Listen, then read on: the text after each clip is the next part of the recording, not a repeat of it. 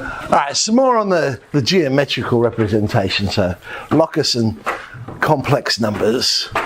Circles, mentioned this before, but let's have a look at it.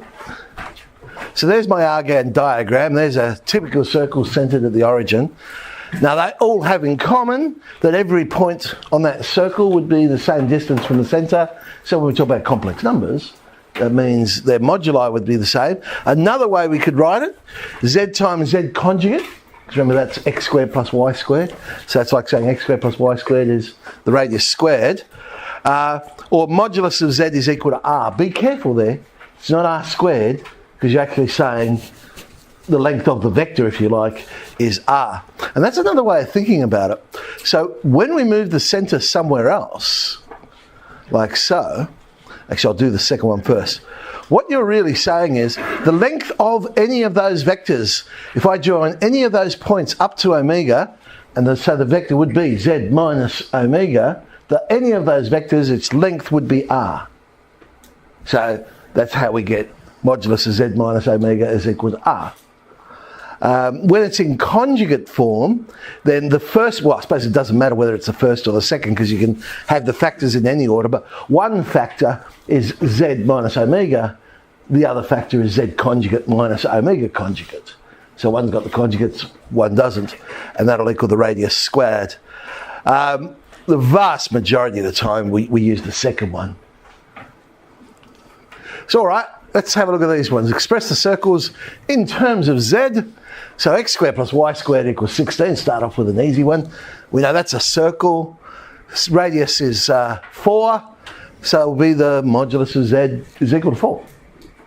So any vector that we join up to the origin, so z minus 0 in this case, is 4. If I put it in conjugate form, it would be z times z conjugate is 16. Here's one where we've got to work out the centre. So we'll complete the square. So move the x's together, the y's together. Half the coefficient of x squared, half the coefficient of y squared. So we end up with that. So we know the centre is at negative 3, 2. So here, if we join z up to, now remember it's minus the centre, just like normal. So it'll be minus 3. So it ends up actually, when you look at it, exactly the same as it appears in the parentheses. So it was plus 3, so we get plus 3. And with the y being the imaginary part, we get the minus 2i. So the length of any complex number joined up to that one is 5. In conjugate form, then, so z minus the centre, z conjugate minus the conjugate. So the minus 2i changes to a plus 2i. Let's go the other way. Find the centre and the radius. So give it to me in this form, and then I know, all right, the vector z, I'm joining it up to, with z minus, head minus tail. So the centre must be 5, 1, and the radius is 2. And if it's in conjugate form, well then I'm interested in looking at the ones without the conjugate, because again that tells me z minus the centre. So the centre in this case must be negative 4, negative 1. This is one where it is radius squared, so the radius would be 7. So then you come across something like this where I don't immediately recognise it. Modulus of 3z equals modulus of z. So what are we saying? We're saying 3 times, if we got some random point z somewhere on the Argand diagram, we're saying the length of when we join it up to the origin, 3 times that length, because that would be mod 3z, would be the same as if we join it up to the point negative 2, 1. That's what it basically is saying. Alright, so just to highlight that, I factorised out the absolute value of 3, which is of course 3. So 3 times that modulus. Still don't really recognise what that shape's going to be. So that's when I'm going to go back to real and imaginary, and let's come up with a Cartesian equation. So mod z would be x squared plus y squared, or the square root of x squared plus y squared. But you'd notice I've also squared both sides. That's why it's 9x squared and 9y squared rather than 3. Right hand side we get x plus 2 squared, y minus 1 squared. Okay. Right, expand the right hand side out. It's looking like it's still a circle, isn't it? Because when I move those x squareds and y squareds over, the coefficient of x squared and y squared is still going to be the same. So let's move it over.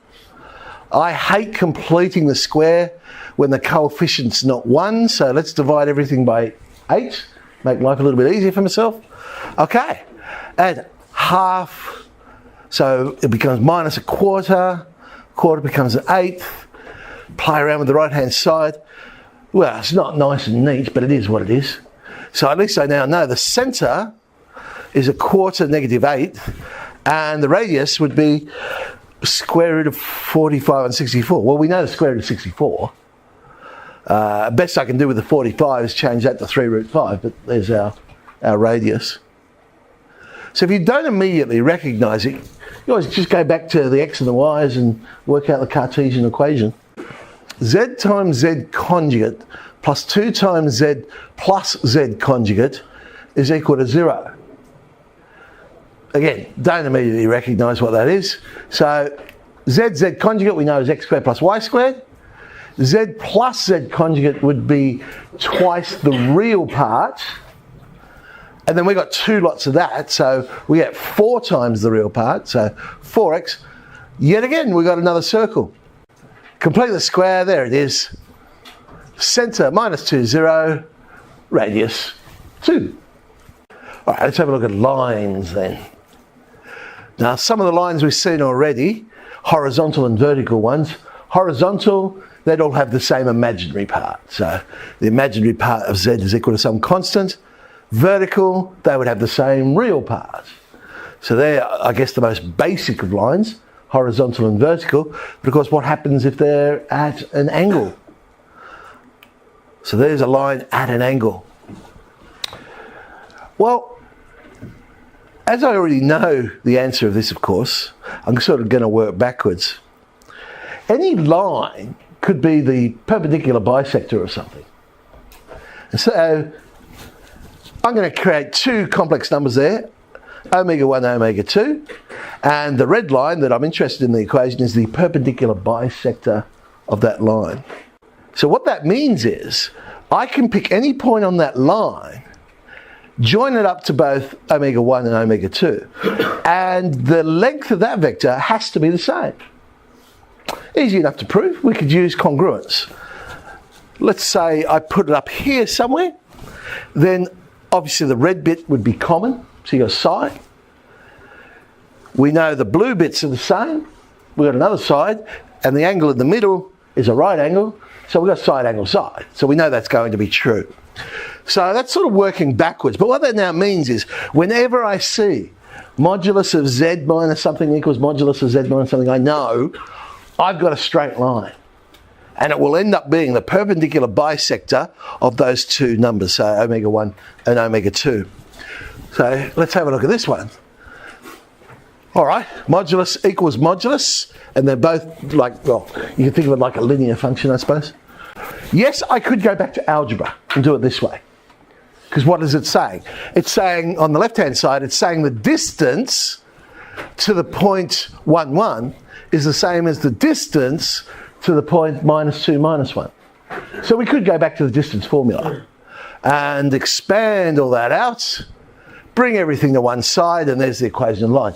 And I suppose that's not that hard anyway. But now if you think of it as perpendicular bisector, we can do it another way. Perpendicular bisector of 1, 1 and minus 2, minus 1. Well, I can work out the midpoint, because I know the line's going to go through the midpoint. So it's minus half 0. I can work out the slope of the line joining 1, 1 and minus 2, minus 1.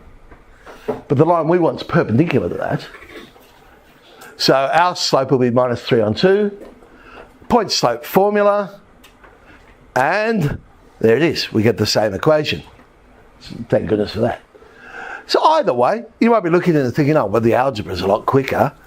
All right, do the algebra then. You know, if you want to do it that way. It's still a good idea, though, to recognise that idea of modulus equals modulus, because if you get something like this, because notice it hasn't actually said find the equation of it. It just said simply draw it. So I could waste a lot of time working out the equation to draw it when I don't need to. If I know, oh, well, I just need to plot those 2 points and draw the perpendicular bisector. So -2 and 4, they happen to be vertical, that was handy. So the midpoint there would be at 1, must be a horizontal line, bingo, there it is, done. Right? Notice I haven't bothered with an equation, they didn't ask me for it, they simply said sketch it. So there it is.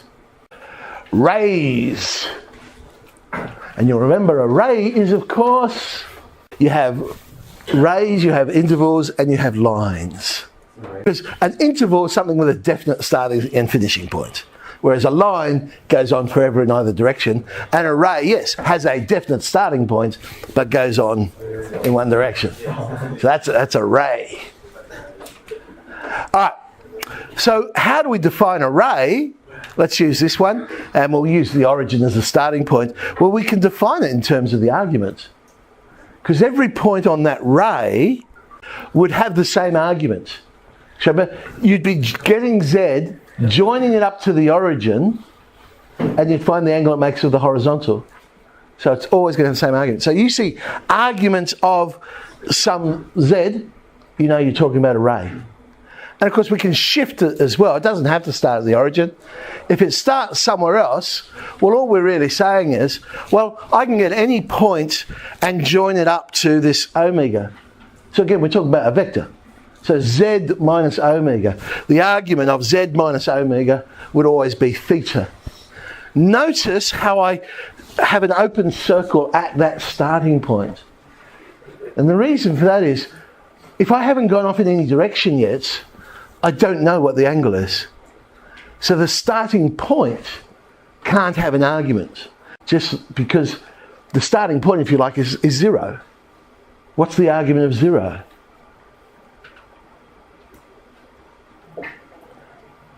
The argument of 0. What would it be?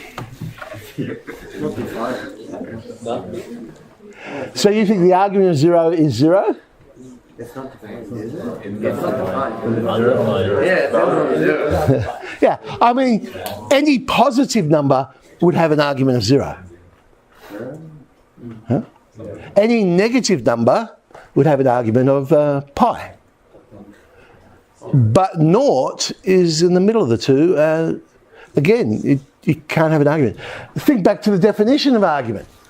Inverse tan of the imaginary over the real. So if you're at 0, you're saying inverse tan of 0 over 0. Whoa, hang on. Can't do that. So that's why it has no argument. So now we can do like regions in the plane. So we want to draw a picture. We want to draw every complex number such that its modulus is less than 1, but its argument would be between 0 and pi on 4. Well, if I said modulus of z equals 1, I know I've got a circle. But it's less than, so the boundary would be dotted, just like coordinate geometry. It is no different. So that's the circle modulus of z is equal to 1. Question is, am I inside or am I outside? Well, if it's less than 1, I must be inside. And that would capture every complex number that its modulus would be less than 1. But we now also want the ones where the argument is in between 0 and pi on 4. So if I draw a ray going out at pi on 4, that would be one boundary. And if I have a ray going out at 0, that'll be another boundary. We want all the ones inside the circle and in between those. So we must be talking about that little sector in there. There's only one other thing I have to do, because they're not included. What I was thinking about was circling the point of intersection. So remember, any time you have a dotted line joining a solid line, it can't be included because both must be solid for it to be included.